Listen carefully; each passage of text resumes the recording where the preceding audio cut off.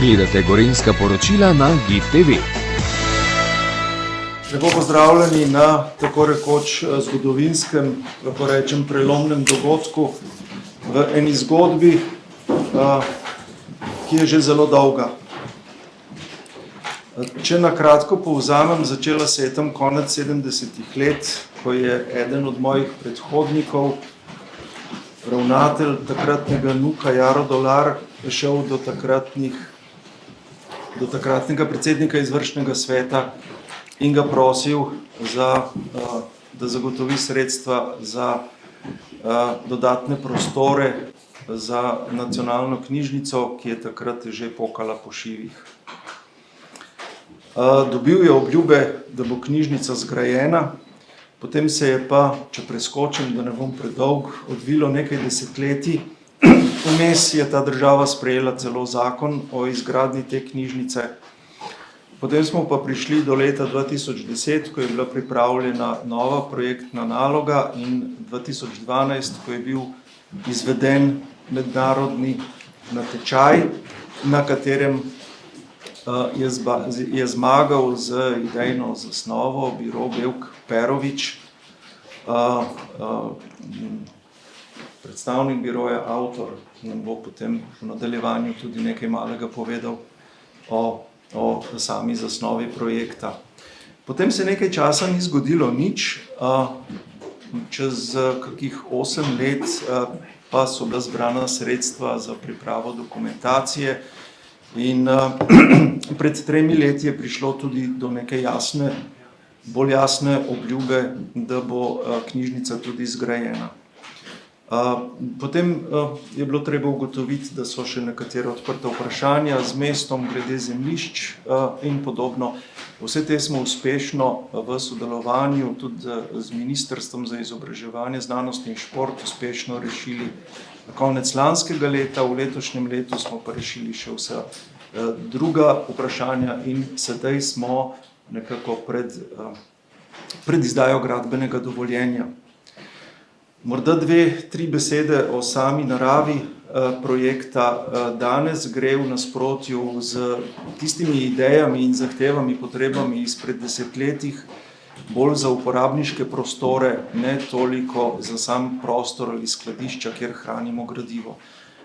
NUK bo tudi v prihodnje hranil večino gradiva v BTC-ju na Leskoškovi ulici in to se bistveno ne bo spremenilo z gradnjo NUK-a 2. Tisto, kar pa se bo spremenilo, pa so uporabniški prostori. Sodobne knjižnice in NUK je tudi univerzitetna knjižnica, ponujajo svojim uporabnikom veliko več kot samo sedež in mizo. Ponujajo različne prostore, v katerih se pretakajo informacije ali lahko rečemo celo, da se pretaka znanje. Tak prostor Ljubljana, Slovenija, Ljubljanska univerza nedvomno močno potrebuje in dejansko je, čeprav to ponavljamo že kar nekaj časa, zadnji čas, da tak prostor tudi pridobi. Prostor je več kot samo prostor za Ljubljansko univerzo, tak prostor je pomemben za celotno državo. Na kratko torej gre za po svoji naravi univerzitetno knjižnico, v kateri bo našlo svoj prostor več kot 1000 uporabnikov in če se primerjamo z tujimi, razvitimi okolji, je to nekaj normalnega za razvito družbo, v kateri znanje nekaj pomeni. In predvsem pretok znanja, pridobitev znanja in tako naprej.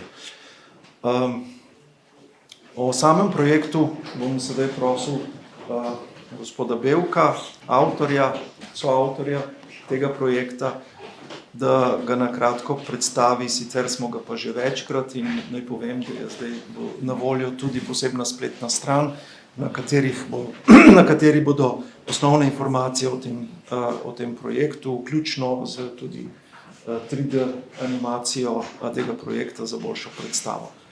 Mitja, prosim vas, da predstavite na kratko tudi z arhitekturnega vidika ta projekt. Hvala.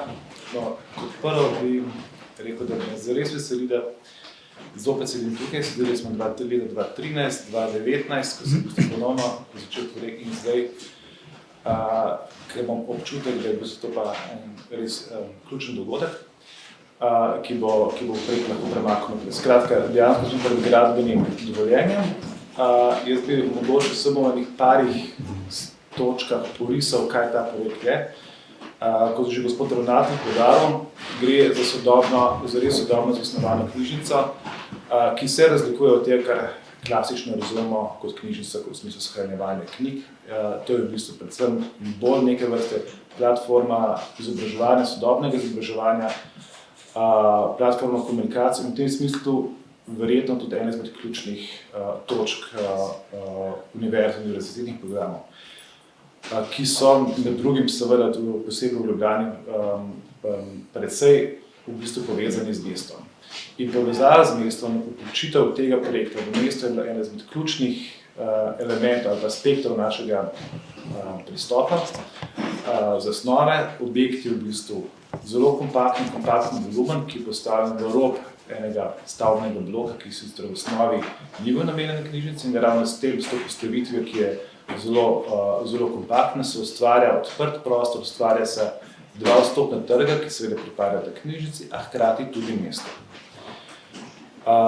Zelo pomembna stvar je arheologija, ki je dosti pomembna ostanki Emone. Ljubljana je bila zgrajena v bistvu na ostankih Emone in na neki način ta arheologija, ta Emona zopet prihaja na plano, sicer na nivoju -2 metra, kjer se pojavijo novi vstopni nivo, to je v bistvu glavni parter, nivo vstopni hol, foje, javni program, to pomeni, to je pritličje, ki je v bistvu bogato opremljeno z skupnimi javnimi programi, ki so v bistvu ta plast, ki priključuje knjižnico na mesto in hkrati prezentira arheologijo. V zgornjih etažah so potem etaže, platforme v bistvu knjižničnega programa, knjig, ki so v neki stalni izmenjavi, predvsem pa delovnih učnih prostorov, študijskih mest. Ta nova knjižnica bo ponudila 1400 študijskih mest, 1500 uporabniških mest, kar je v bistvu neka zelo velika številka, predvsem to pomeni eno bistveno razliko v uporabnosti, podprtosti, fleksibilnosti univerzitetnega programa v mestu. Glaven element, če bi ga hotel izpostaviti, je verjetno velika čitalnica, večetažni čitalniški prostor, povezan z kaskadnimi platformami, z tihimi in poltihimi delovnimi mesti, ki seveda imajo, ta prostor seveda ima referenco do Plečnikove čitalnice kot nekega ključnega elementa prostora te knjižnice. Poudaril bi še to, da seveda ta nova knjižnica ni podvojitev NUK-1, ampak je v bistvu gre za dopolnjevanje in gre za v bistvu razbremenjevanje te stavbe, pomeni seveda tudi lažje ohranjanje in skrb za dediščino. Tako da mi smo videli projekt, pa dejansko tudi vsi, s katerim so se ukvarjali, predvsem kot nek večplastni projekt, ki se ukvarja tako z mestom, tako z univerzo, tako z javnim prostorom, z socialnim prostorom, z prostorom fleksibilnosti in uporabnosti, ki je opremljen tako, da se lahko razvija skozi vrsto let.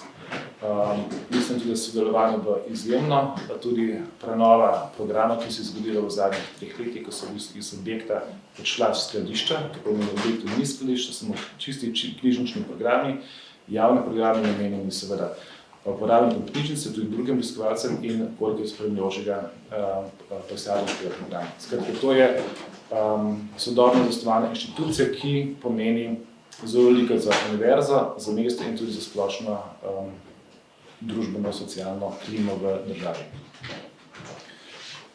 Hvala lepa. Gospod minister, vi ste še kot rektor bil zelo dobro seznanjeni s tem projektom, zdaj pa v vlogi ministra ste nekako še bolj, ste zelo aktivni Glede projekta nam lahko kaj več zaupate. Ja, seveda, hvala za besedo.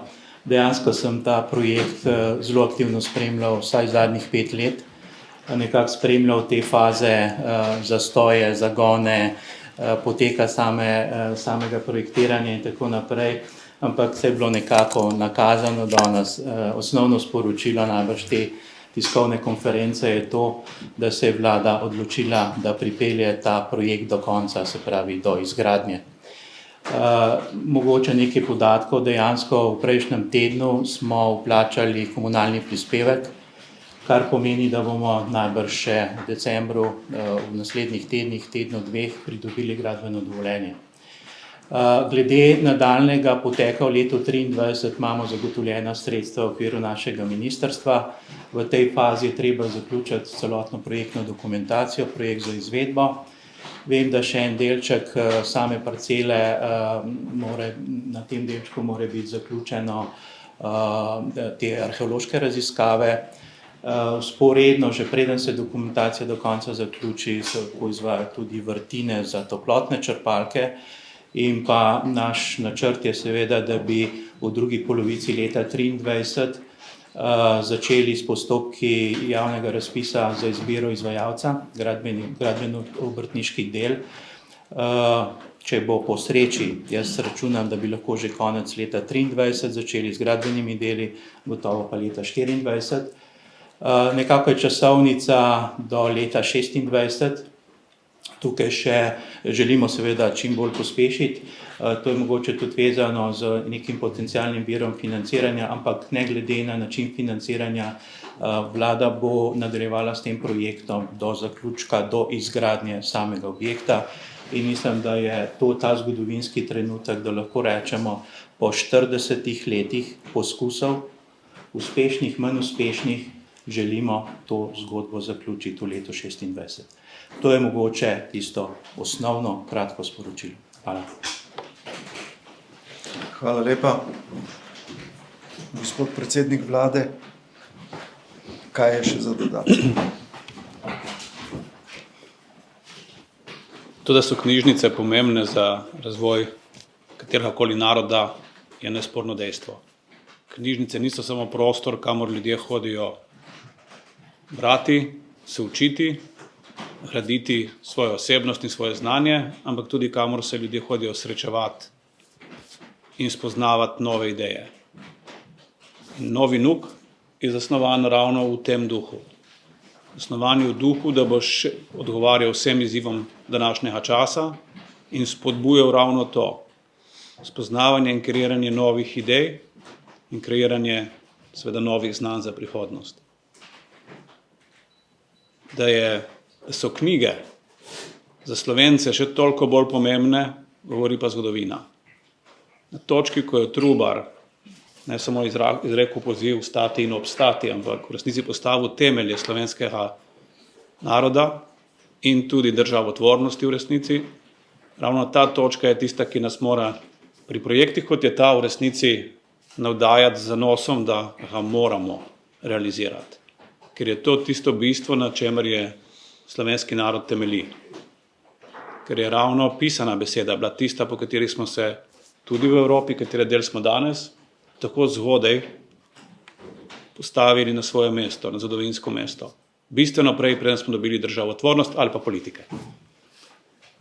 In ravno zato je v resnici tudi dolžnost politike, in se čudim, kako da moram jaz to govoriti, ker ni bil to moj namen, ampak bi lahko to že zdavnaj naredili, dolžnost nas vseh je, da spodbujamo, da se ta bit slovenskega naroda razvija naprej.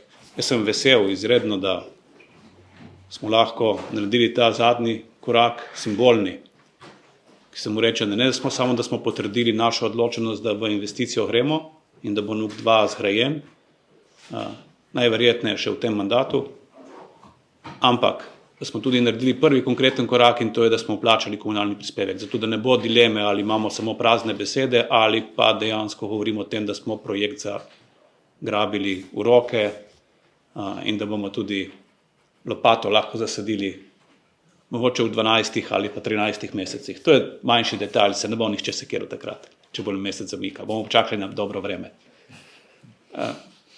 Tisto, kar se mi zdi pa še posebej pomembno, je, da pa bom govoril zdaj iz osebne izkušnje. Jaz sem vedno rad zahajal v nuke, v sedanji nuk in vedno, ko pridem sem, vključno z danes, me navda s ponižnostjo. In je to mogoče eno sporočilo za vse nas, da se splača priti v hram ali tempelj znanosti čim bolj pogosto, ker takrat se zavemo svoje majhnosti in hkrati svoje odgovornosti do naroda.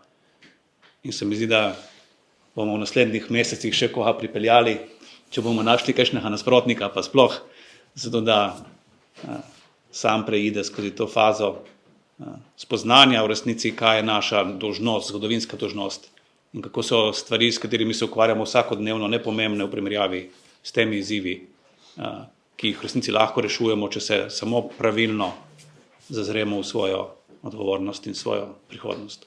Tako da, jaz se veselim prihodnosti, ne samo naslednjega leta, 2 ali 3, ampak predvsem se veselim prihodnosti, ko bo NUK 2 zgrajen in verjamem, da me bo tudi ta objekt enako navduševal na eni strani s ponižnostjo, na drugi strani pa željo po znanju.